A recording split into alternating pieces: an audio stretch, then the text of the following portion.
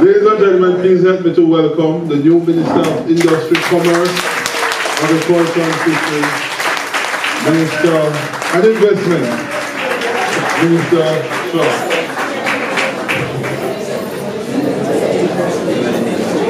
Thank you very much, Mr. Stanbury. My colleague ministers, the Chairman of RADA, and all the directors of the ministry, and members of staff, good afternoon. That's not strong enough, man. Good afternoon.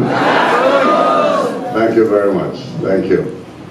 Thanks for coming out at such short notice for us to just say a few words together and for me to meet with you and just to maybe, as you said, shake as many hands as possible and to say to you that we have a great task before us. A great task before us, and what we have to do is not just about money. Money on its own will not solve our problems. It requires much more than money. It requires method, it requires plans, it requires application. But the good news is that we can do it. We have the capacity to do it. And I don't want to give you any long presentation today, but it's important that we put things into perspective. In the 1960s, the Jamaican economy grew. And I have to say it because so many of you are so young, you weren't even born then. But after independence, we grew the economy by almost 6% a year for 10 years. The annual average growth was 5.7%. In 1971, the economy grew by almost 12% in 1 year. The introduction of several alumina companies at the time did have something to do with that as well. But agriculture was an important part of that growth. Then we went into a new phenomenon called negative growth in the 1970s, -0 for 7 consecutive years. In the 1980s, when I entered, that's when I first entered public service, when Kareem McCarthy came to Chicago and recruited a young man who had just graduated from Northern Illinois University and was working with a PR firm in Chicago. Kareem McCarthy, of course, was the head of the Jamaican National Investment Company, which is now Jambro. And that's when I came back to Jamaica in 1981. Started promoting investment. I was first director of public relations and advertising. And eventually I was sent to New York in '83 to become the group director for marketing and overseas offices, promoting investment. In fact, I recruited Diane Edwards, who then we sent off to Europe. And Diane called me yesterday and said, "You're the boss again." Because, of course, you heard how happy Darrell is that we're working together now with Jambro. But in that period, when we revved up Jambro, guess what?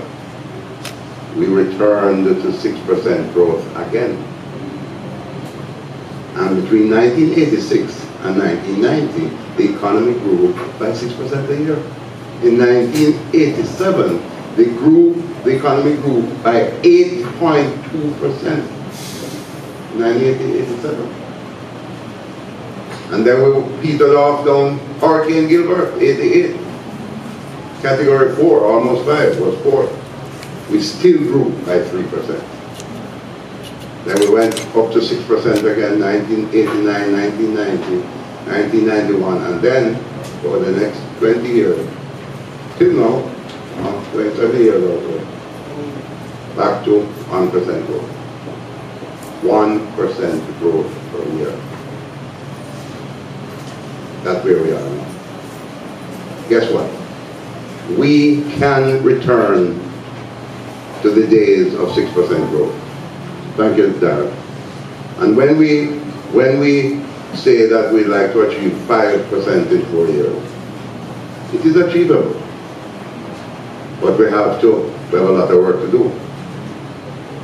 And this ministry, along with the Ministry of Economic Growth and Job Creation, is a key component, a key driver in the economic growth that we see.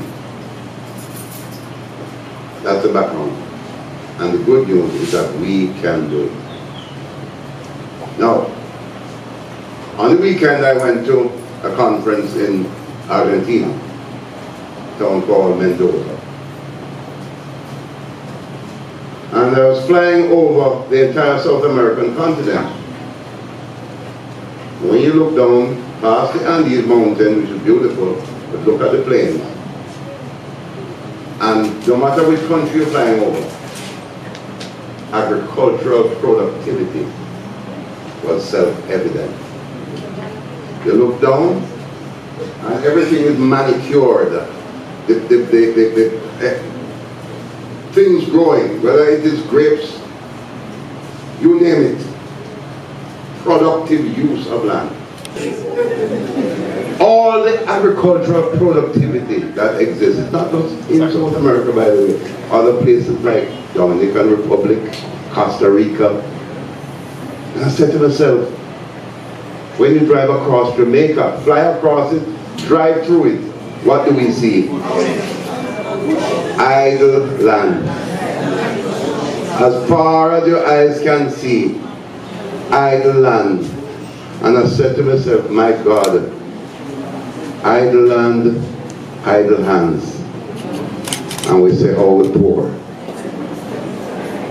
In 1964, Lee Kuan Yew came to Jamaica, the Prime Minister of Singapore, because of that same growth that was taking place. He was inspired, wanted to know what we were doing. And he went back to Singapore and, among other things, set up the Singapore Development Bank on the model of our Jamaica Development Bank. But you know what they did that I think is different from what we have failed to do? They focused on their #1 natural resource. It's not the land, it's not the beaches or the mountains, it is the people. They develop their people, they educate their people fully, and they targeted high technology. Today, this per capita income in Singapore is $55,000 US. Our per capita income in Jamaica is $5,500 US. 10% of the per capita income of Singapore. What this tells us is we have no more time to lose. We cannot sit around anymore with bureaucracy from any quarter, including the quarters that manage government lands in this country. I am not, as your new minister, going to abide by driving up and down and flying over idle lands. I'm sick and tired of it. We are going to put our land into production in this country. If it can't work in sugar, it can work in something else. So what we have to do is to redirect what can stay in sugar, stays in sugar. What can't stay in sugar, we find something else to do with it. And there's a whole range of additional industrial crops that can be produced. But the model has to change.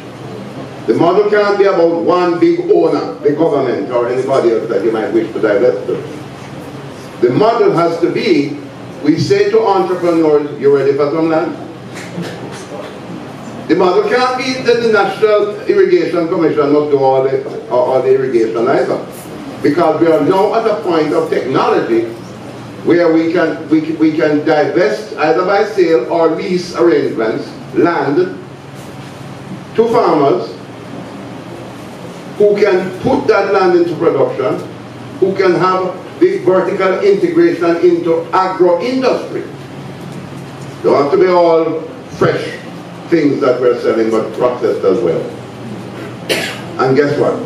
Somebody can take 100 acres, 200 acres, 500 acres, they can put in their own irrigation systems because the technology exists. We have underground water, we have rivers, and yes, thank God we still have rainfall. And we can capture the rain and we can put them using technology to have our own mini irrigation systems all across the country. And we need to be creative because we must find opportunities, not look for large farmers, but for relationships that can exist between mother farms and saying to small farmers, you come now. You want to do a 5 acre or a 10 acre, you take yours and you have a mother farm that when you produce, you have certainty in your markets. Now these are the kinds of creative things that we need for agriculture. And we're going to do it. I am meeting tomorrow with the Sugar Company of Jamaica. I am meeting with the Agricultural Investment Corporation. I'm meeting with Jampro, yes, Jampro. And I'm meeting with Minister of State Darrell Ball, who has a lot of responsibility for land. And we are going to put together a master plan to take our idle lands and put it into production across Jamaica. It is of fundamental importance and we cannot afford to put it off any longer. Our people in this country are stressed out from poverty. They are stressed out because we set low standards for ourselves. We have to lift up. Jamaica can't just be a country of samples anymore.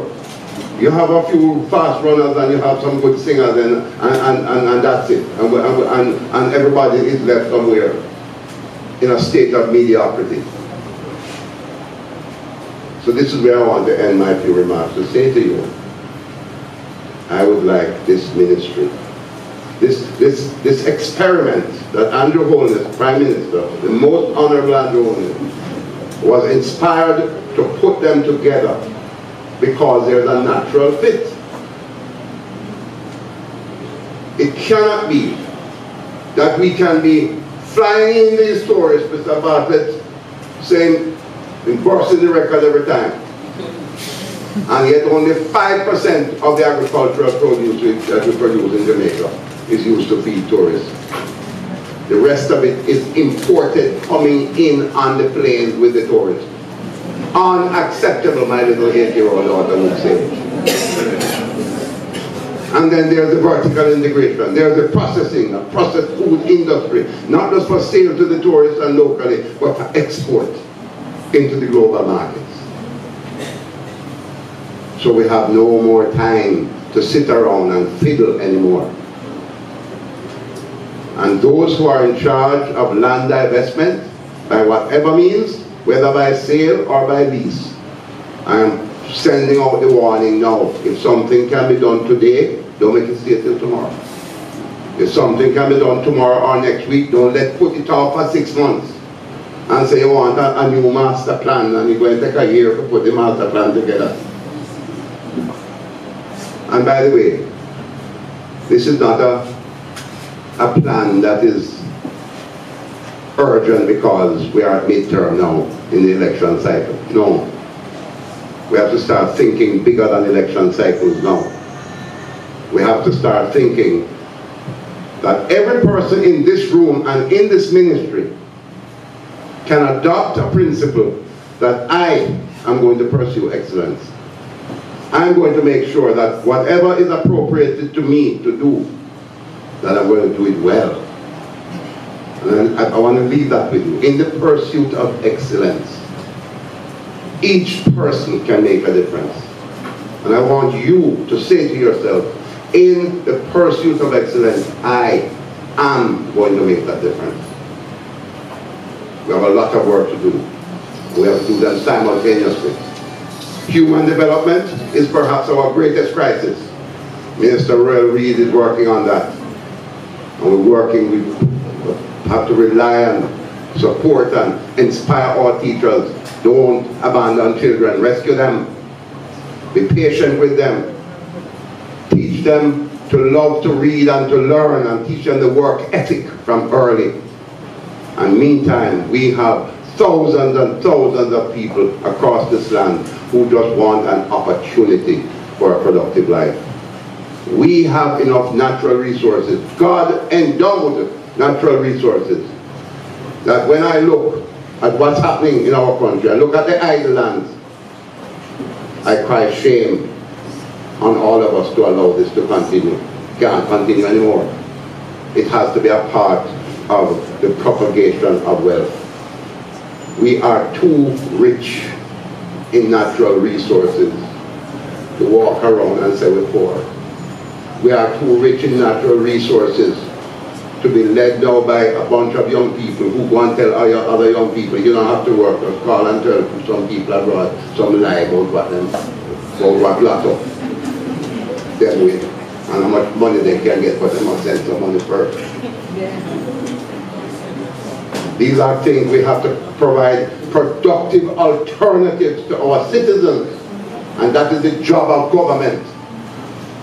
And I know that Mr. Honus is very focused on that. Some say that I was demoted from the Ministry of Finance. I take this demotion as an honor and a privilege to work with you so that we can capture opportunities across this land. As a member of Parliament for rural Jamaica, Northeast Manchester, the farmers not lazy. They plant the Irish potatoes, they plant the sweet potatoes, they plant pumpkin, everything you can think of. You know about them. But they need encouragement. And they need to know that, listen, when you have surpluses, we can sell it abroad. When you have surpluses, you can process it and sell it to the hotels and sell it abroad too. It's all about wealth creation. And let me tell you something, we are focused. We have a whole program that we are encouraging unattached young people who lost out in high school and primary school to get another chance for learning getting some skill. The whole program is started, and we are targeting, I think, about 15,000 to 20,000 people initially. But we have a long way to go. But the journey of 1,000 miles begins with the first step that we take. And I want to say to you today that this government is focused and committed, and I consider this appointment as a privilege to move now where we have stabilized the economy, the dollar is stable and revaluing. The economic fundamentals are in the right direction. Our debt to GDP ratio, that still sounds like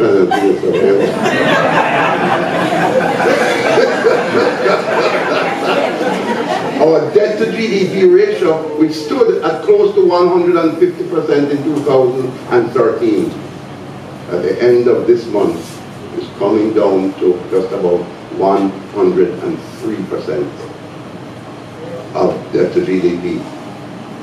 Interest rates, which first time around when I became Minister of Finance was averaging close to 20%. Businesses can borrow money in single-digit interest rates today. We are going in the right direction. So having set the macroeconomic fundamentals right, I am proud to be a part and working with you to deal now with the micro, helping our farmers across this country, helping our small and medium-sized businesses, helping our industry, manufacturers. And you know that 90% of the economy of most countries in the world is driven by small and medium enterprises, not by large companies. So we have to focus on financing, focus on technology transfers, focus on training. And you are all in some way involved in this process. So I say to you, I want you to be be hopeful. And I want you to apply yourself with vigilance. And I want to say to you, I know that the compensation, the pay to our workers in government service leaves much to be desired. But let's work together. Because you see, as the debt to GDP goes down, and as the economy grows, the revenue streams will grow. When the revenue grows, we have the ability to pay our workers a better wage. It all works together, believe me. And this process that is going along, that is building up confidence among people and the economy, there's a lot of interest out there now. There's a lot of interest in farming. There's a lot of interest in industrial type farming. We have approved, Cabinet has approved in the Bernard Lodge area, about 4,000 acres of land are about to go into production in various sorts. Also a new town will be established. And a pathway picked as well, where large industrial farmers can have a connection with smaller farmers who produce on a smaller, more modest basis. An exciting time is before us. And I leave with you because I thank God that my mother taught me, my twin sister and all my other siblings. Well, fortunately for my twin sister, we are not identical. But my mother taught us to have the fear of the Lord in our hearts. And she'd sit us around on Sunday mornings and play the organ and read the Bible. And I want to leave two passages with you, because we must get our inspiration sometimes from the Bible. We are a country that is distressed, people under pressure, but we need restoration. All of that idle land, when slavery days, all this was not productive, right? As slaves, we were making the land productive. As citizens now, we can't make it productive. The book of Isaiah, in chapter 58, verse 12, it says, "They that are of thee shall build the old waste places, raise up the foundations of many generations, be repairers of the breach and restorers of parts to dwell in." If I tell you the wrong passage, we have at least two passages. At least two passages in here. Can't tell you if it's wrong. But the passage, it speaks to restoration. Jamaica needs it. And restoration begins where? Here, so. Before the prosperity comes in other forms. And I leave the last one with you in the book of Job. It says, "For there is hope of a tree, if it be cut down, that it will sprout again. And from the tender branch thereof, it shall not cease." We can sprout again. We will sprout again.